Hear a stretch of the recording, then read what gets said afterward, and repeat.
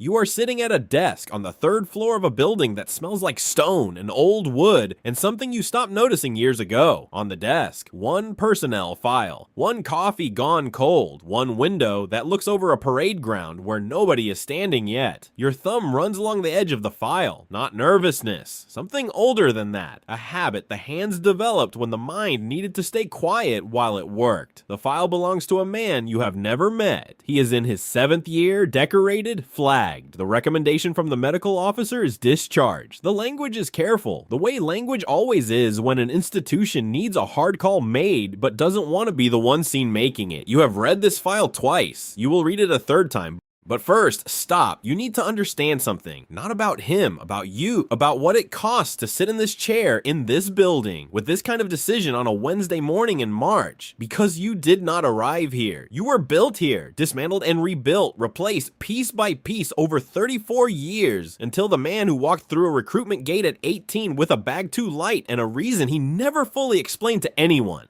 That man exists now only in the way a foundation exists. You don't see it, you stand on it. This is what that cost, and nobody told you the price before you paid it. You are 18 years old and you are placing a passport on a desk, not handing it, placing it. There is a difference you will not understand until much later. The man behind the desk does not look at you when he takes it. He has seen this moment too many times for it to carry weight. For him, for you, it is the hinge point of your entire life, and he is already reaching for his coffee. They give you overalls that don't fit, a bed in a room with 7 other men who also don't fit. Not the overalls, not this place, not yet. A Hungarian who sits with his back to the wall and watches every door. A man from somewhere in West Africa who gives a name that may or may not be his, and then says nothing else for 3 days. A German who looks exactly like what you expected a German to look like and spends the first night reading a paperback he finishes by morning. Nobody asks where anyone came from. That is the first rule you learn without being told. That night, after the lights go out, you press your thumb into the inside of your left wrist. Not hard, just enough to feel the pulse there, to confirm something is still running underneath all of this. You think about writing your real name somewhere, on the inside of your boot, on the back of your hand, somewhere private, a small anchor to what you were before this room. You don't do it, not because you are brave, because something in the room, in the air, in the specific quality of the silence tells you that the men around you have also had this thought. And none of them did it either, and they are still here. So you close your eyes. You signed a contract today under a name the Legion assigned you.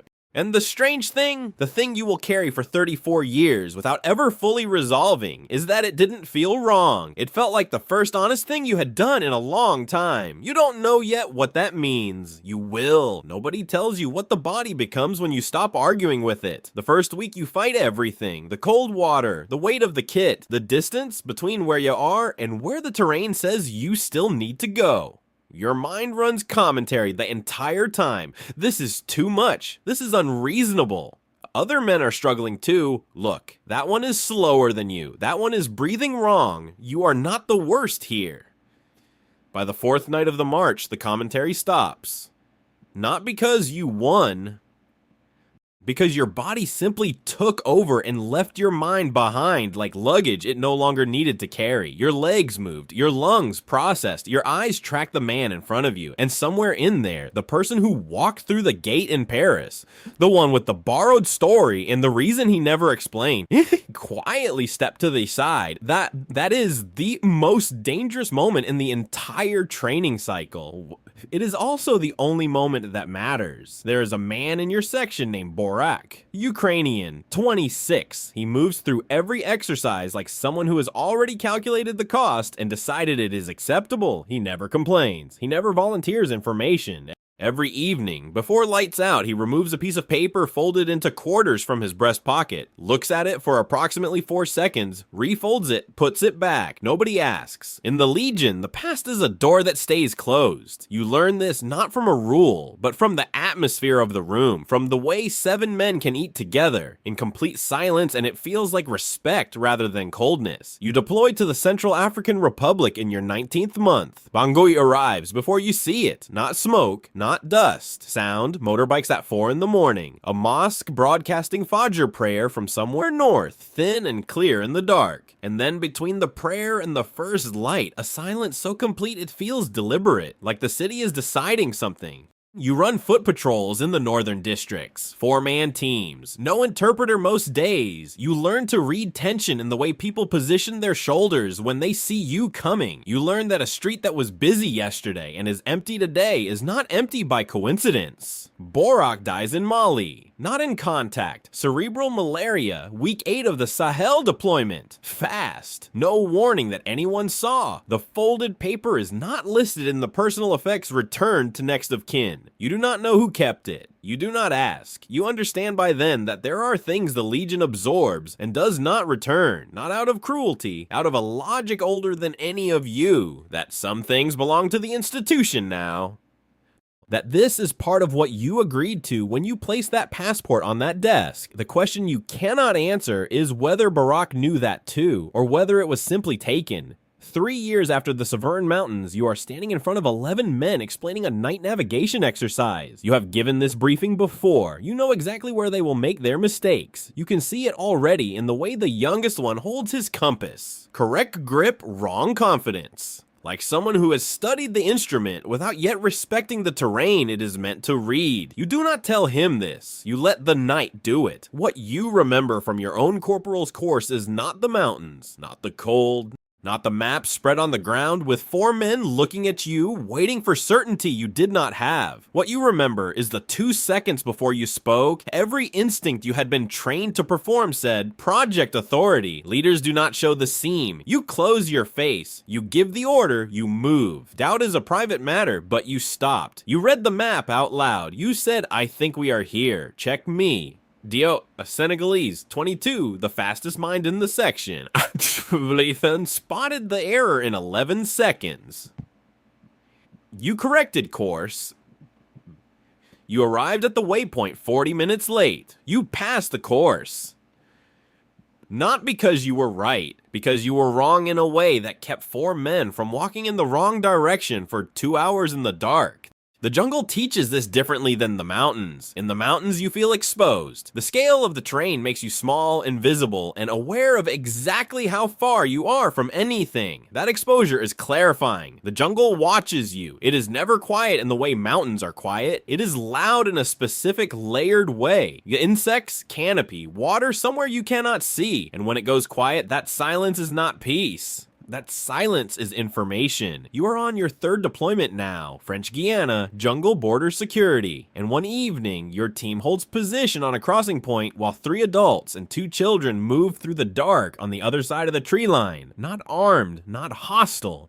Exhausted in the particular way that has nothing to do with physical distance and everything to do with what they left behind. You radio it in, you hold position, you wait, you follow the order exactly as given. You carry the weight of it privately, the way the Legion taught you, the way it teaches everything. Not by explaining, but by placing you inside the situation until your body learns what your mind cannot be told. The danger you have learned never comes from the direction you are watching. The Kepi Blanc ceremony happens on a Tuesday in February in a village square in the Languedoc. You stand at the back. You know every man in this cycle by the particular way they fail, the ones who fail loudly and recover, the ones who fail quietly and don't. You have spent 16 weeks watching 23 men become something they could not have predicted when they arrived. 22 of them are standing in that square. The 23rd left in week 6. His name was Patel, Indian, 22 years old, English fluent, French functional enough. Physically, he was in the top third of the cycle. His problem was not capability. His problem was a specific kind of isolation. The way some men, under sustained pressure, turn inward so completely that the men around them stop being able to read them. And in the Legion, a man who cannot be read becomes a liability not because of what he might do, but because of what the men beside him cannot anticipate. You made a call in week 4, correct by the manual, correct by precedent.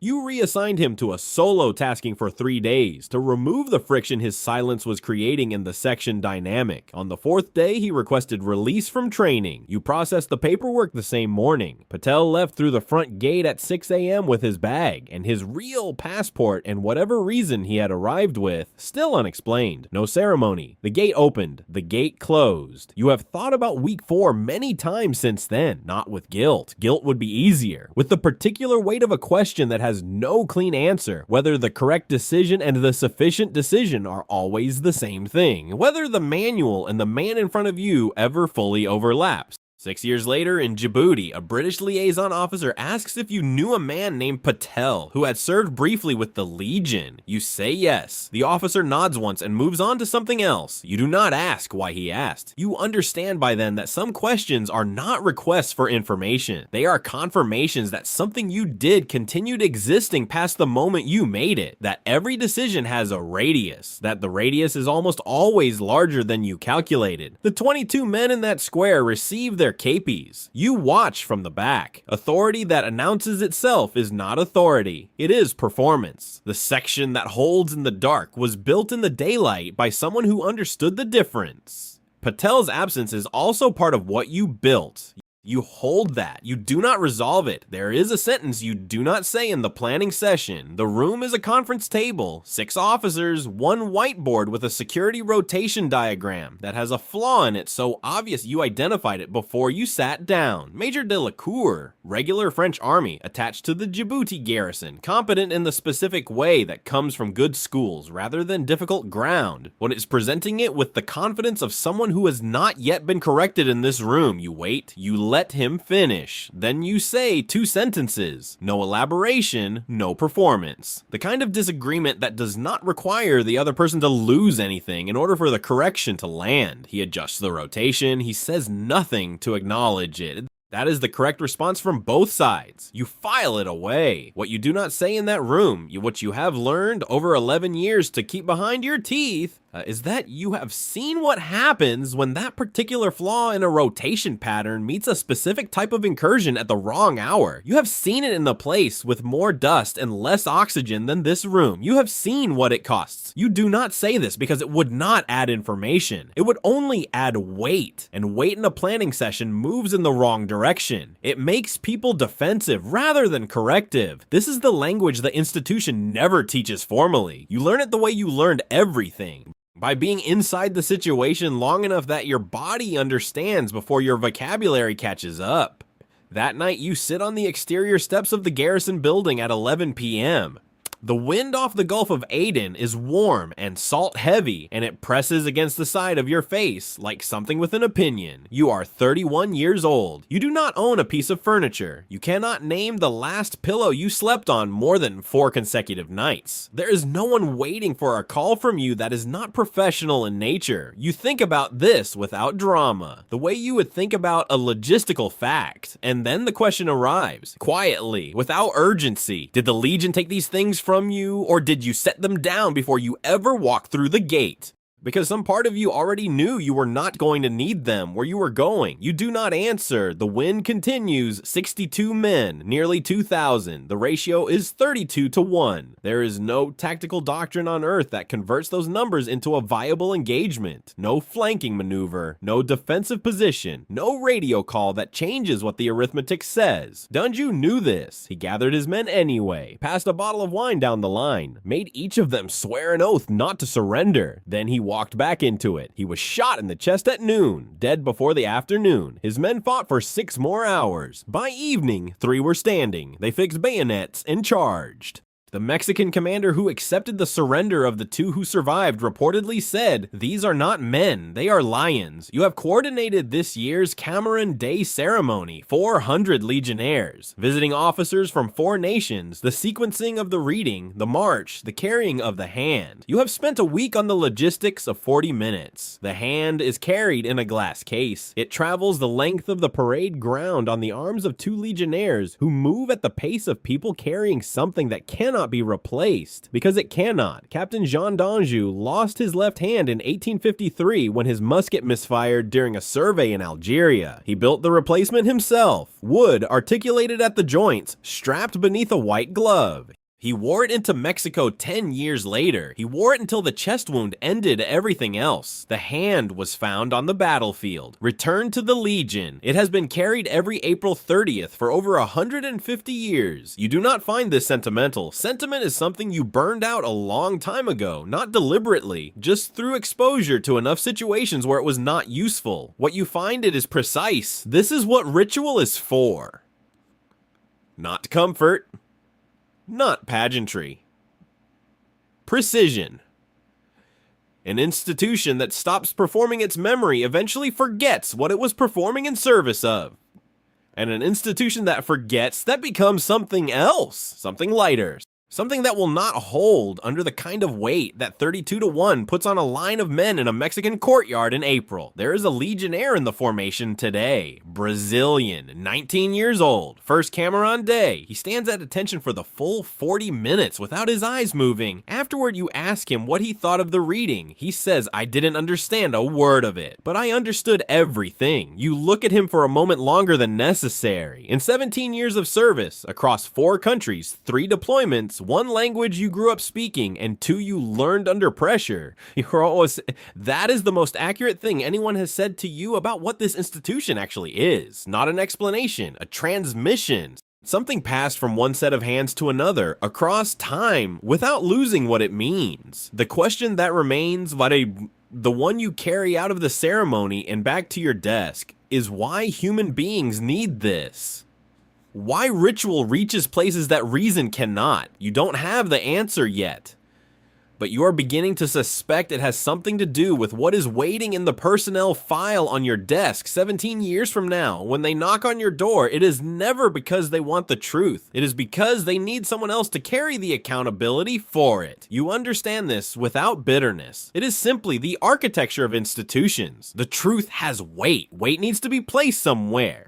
And the person it gets placed on is the one the institution has decided, through years of quiet observation, can hold it without bending in the wrong direction. You have been that person for long enough that the knocking no longer surprises you. The case is this: a section leader, well regarded, 7 years in, 2 commendations. The allegation is credible, and the details are the kind that do not resolve cleanly in either direction. The officer corps is unsettled in the specific way that happens when the person accused is someone people liked, rather than someone they suspected. You spend 4 days gathering facts. You speak to 7 people in 4 different settings. You listen not only to what they say, but to what they soften, to what they don't mention, until the 3rd time you ask about something adjacent, to the particular texture of the silence that follows certain questions. On the 5th day, you write 1 page. You are sitting at your desk at 2 in the morning. Single lamp. The building is dark around you in the way buildings are dark when you are the only person in them still working. Your left hand rests on the keyboard. Your right hand holds a pencil you are not using. An old habit, keeping the fingers occupied while the mind does the thing it needs to do without interference. The page contains no accusations, no performance, a clear account of what the evidence supports, what it does not, and a recommended course of action in plain language with your name at the bottom.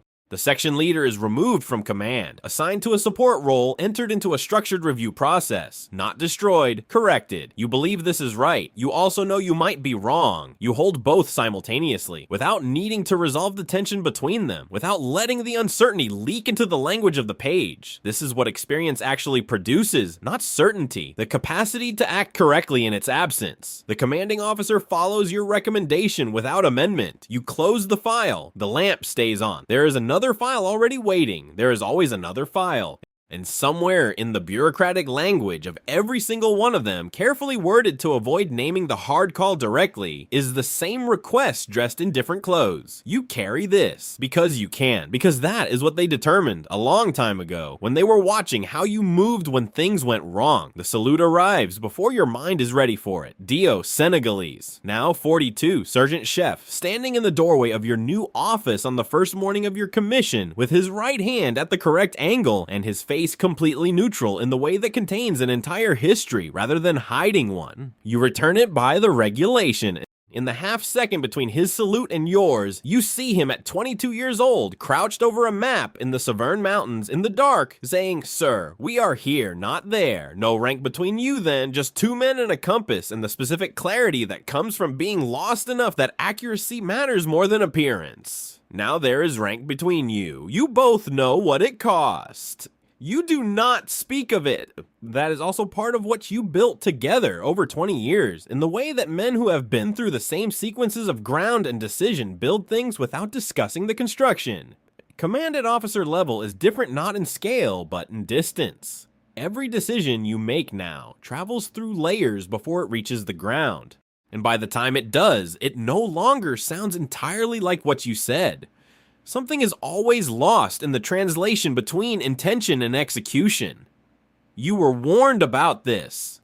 The warning did not convey what it actually feels like to stand at the origin point of a decision and watch it move away from you, changing shape as it goes, and be unable to follow it all the way to where it lands. There is a Legionnaire in your company. Romanian, first deployment, blisters on both heels visible through the way he shifts his weight when he stands still too long. He asks you one afternoon with the directness of someone who has not yet learned that some questions are considered inappropriate to ask upward. How do you know when a decision is right? You think about it fully, the only honest way. You say you don't, not at the time. You find out later, sometimes years later. Sometimes you find out through a file on your desk, sometimes through a salute in a doorway, sometimes never. He nods, the nod of someone receiving a true answer before they have lived enough to confirm it. You remember being that nod. You remember exactly what it felt like to understand something correctly before you had earned the understanding. The next morning there is a briefing at 7 a.m. slides, deployment maps, logistics figures for a rotation in the Sahel that your men will execute and you will be responsible for from a room 3 levels above the ground. The decisions do not wait for you to be ready. They never did. You read the file a third time. The Legionnaire is Colombian, 7 years in.